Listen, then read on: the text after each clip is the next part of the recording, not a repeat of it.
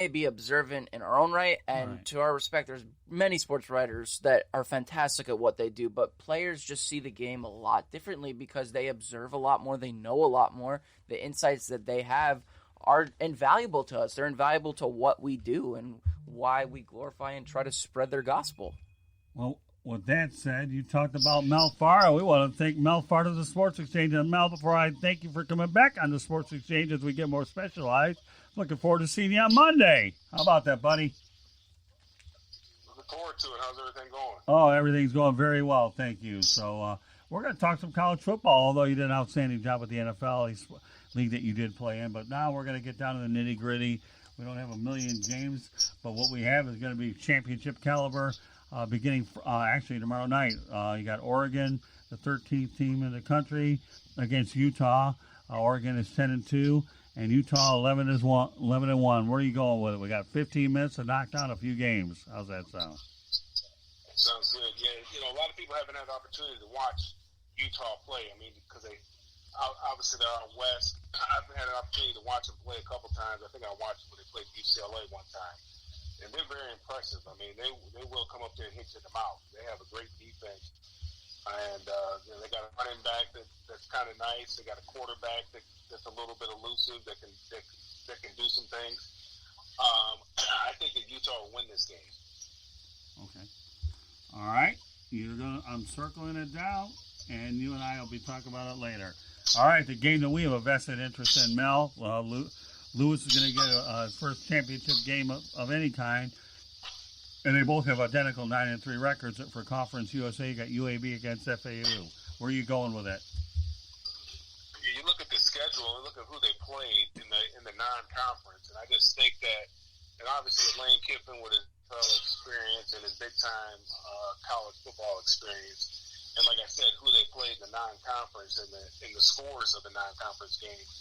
I think that FAU will probably pull this game out just because that experience that they had earlier in the season playing Ohio State, I think that's going to, obviously those guys are going to remember that, and I think that's going to be beneficial to FAU when they play this conference championship game. Yeah, FAU was very competitive against Ohio State, and they did it in Columbus, so I'm with you there.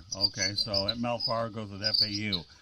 All right, in a rematch game, you have Baylor 11-1 against Oklahoma 11-1. The only reason that Baylor has one loss is because Oklahoma gave it to them with a 34-31 win and completing a 25-point comeback. So who do you like in the rematch, Mel? Well, I mean, if you look at it, in the first half, Baylor got after it. Oklahoma turned over the ball. They turned over the ball in the second half as well, going in for a touchdown. Jalen Hurts was going in for a touchdown, turned over the football. Oklahoma really dominated the game, but Baylor stayed in the game because of the mistakes that Oklahoma made. I think if Oklahoma is able to go out there and not make the mistakes that they made in the first game, I think they win this game running away with it. I don't think this game is going to be close. I think those guys from Oklahoma, hopefully, they aren't. They remember that they're not too overconfident in this game because of the success they had against them previously. But I think that I think that they'll be ready to play, and I think Oklahoma will win this, and I think they'll win it by a couple touchdowns. Do you really? Wow! I actually, believe it or not, thought that Baylor would be mad that they'd win it, but you know what? That's good that we have differing views on that. We'll find out. All right, in the Mid-American Conference, being played in a town that your dad made too famous over at Tiger Stadium, got Miami of Ohio. They're 7-5 against Central Michigan, 8-4, and coached by Jim McElwain, the former Florida Gators coach and also Michigan assistant. Who do you like in this one, Mel? Yeah, I don't know too much about either one of these teams, but I like Central Michigan in this game. I don't know too much about either one of those teams. Haven't had the opportunity to watch either one of them play. That's okay. But I think that Central Michigan will win this game. No problem. We'll move on to the next one. I'm not so sure whether you know much about this, although you might a little bit. You got University of Lafayette, Louisiana Lafayette, I believe the Raging Cajuns in the Sun Belt against Appalachian State, number 21 in the country. Lafayette enters the contest 10-2. Appalachian State's 11-1. Again, you look at Appalachian State, you look at their non-conference, who they played in the non-conference. And you have to be impressed with what they've done, some of the teams that they've beaten. I'm going to go with Appalachian State. Man, they play big-time football there. And I'm going to have to roll with them. Obviously, they're ranked in the top 25 for a reason. Right. Just because they're a good football team. They're a respected program. And I'm definitely going to go with App State. Okay, well, I have a feeling we got a high-scoring affair coming up next in the American Athletic Conference, a.k.a. AAC. You got the Cincinnati Bearcats going into this game 10-2 against Memphis 11-1. Cincinnati enters the contest number 20 in the country. Memphis is 17. Where are you going with this one, Mel? I had the opportunity to watch Cincinnati play earlier in the year against UCLA. Very impressive. They thoroughly beat UCLA earlier in the year. Have had opportunity to watch Memphis play too. They're an impressive team as well. I'm going to go with Memphis on this one. Oh, yeah. Okay, very good.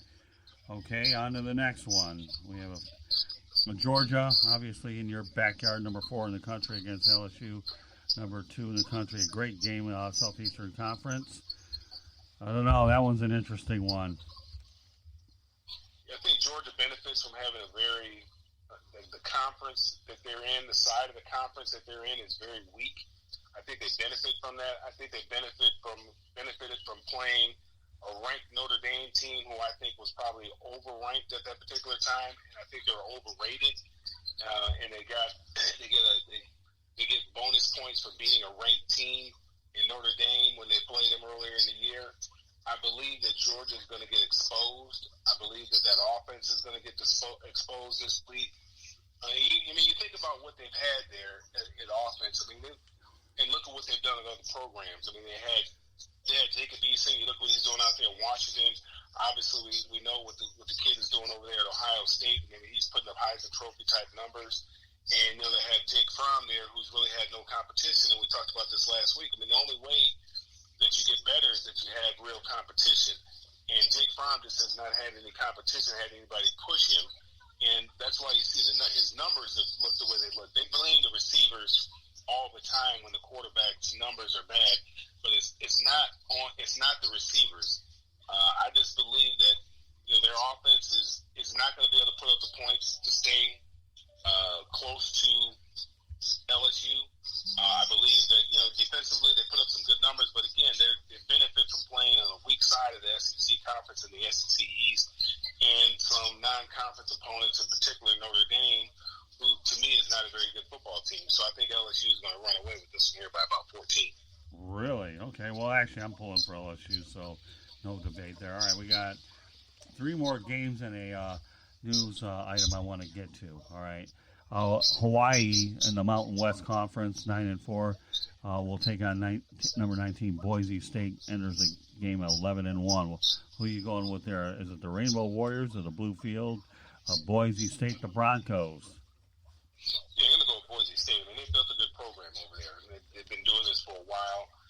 They sustained a certain level of that program, similar to what App State's doing over there.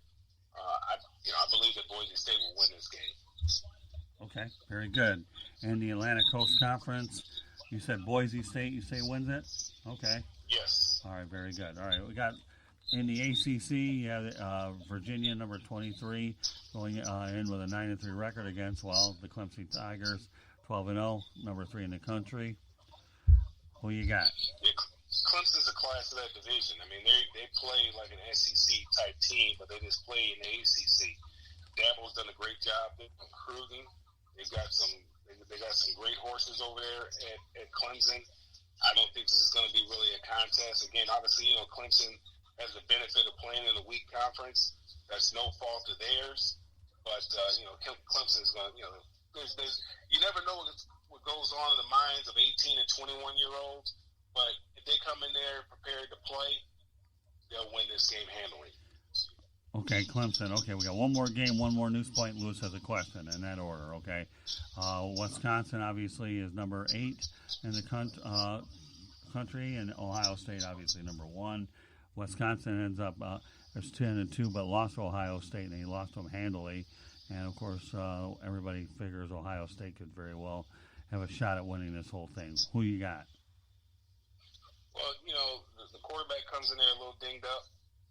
That's a big deal. That's something to watch with Justin Fields. His mobility is going to be affected a little bit. He had a little MCL injury that he tweaked again last week against Michigan. I think he's going to go out there and wear a big leg brace. But, I believe that Ohio State has more than enough talent that they'll win this game, and, they'll win it pretty handily. Yeah, Wisconsin has definitely not had Ohio State's number. I think a few years ago they got beat 59-0, or over a 50-point beating in the Big Ten Conference Championship. I know that much. And I know Ohio State had them pretty good again this year, no debate. One news item, and then Lewis has a quick question. USC elects to retain head coach Clay Helton. Good move or bad move? Well, you have to look at it from an economic standpoint. I don't think it's what they wanted to do, but I think it's what they're forced to do. You look at everything that's going on around at USC right now. They got some lawsuits. Right. The school is dealing with from this college enrollment, this college scandal, and then his buyout is $20 million. Oh, really? And I don't think they have the stomach for it right now, along with the lawsuits that they're dealing with, which are a couple $100 million to $400 million. I think that I've heard that number thrown around. And then to have to go out there and try to recruit a coach. I mean, they have to pay him a lot of money and pay Clay Helton. Pay Clay Helton. I think it just came down to simple dollars and cents, the economics of it. They just don't have the stomach for it right now. So they're just gonna have to roll with him right now until they can get all this other stuff straightened out. And that buyout number comes down, but obviously, Clay was been in a tough position. Everybody from the alumni would like to see him gone, but you have to understand this guy's playing with his third string quarterback.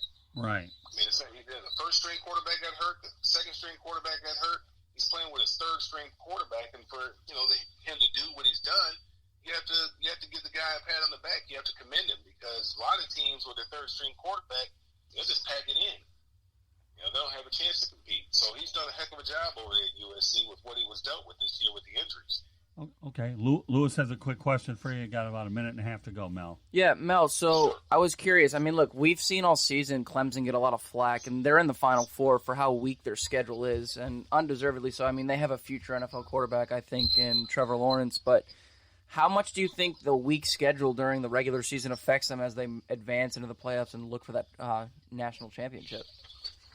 I don't think it does, to be honest with you. I mean, you look at what they've done the past couple of years. I mean, and especially last year. I mean, they dominated Alabama. I mean, they made Alabama. I mean, that defense that they had last year, you could put them up there against anybody. And I haven't had an opportunity, and maybe I just haven't had the stomach to watch Clemson that much this year because there just have not been any competitive football games that they've been involved in. But anytime once they get in the playoffs, and Dabo does a great job of getting these guys ready to play. When they've gotten into that tournament, these guys have performed. These guys have played. We know they got a big time quarterback, but they got a nice running back. They got wide receivers, and they got a ferocious defense. I mean, Venables gets those guys ready to play. So I don't think it obviously it doesn't help them, but it doesn't hurt them though either.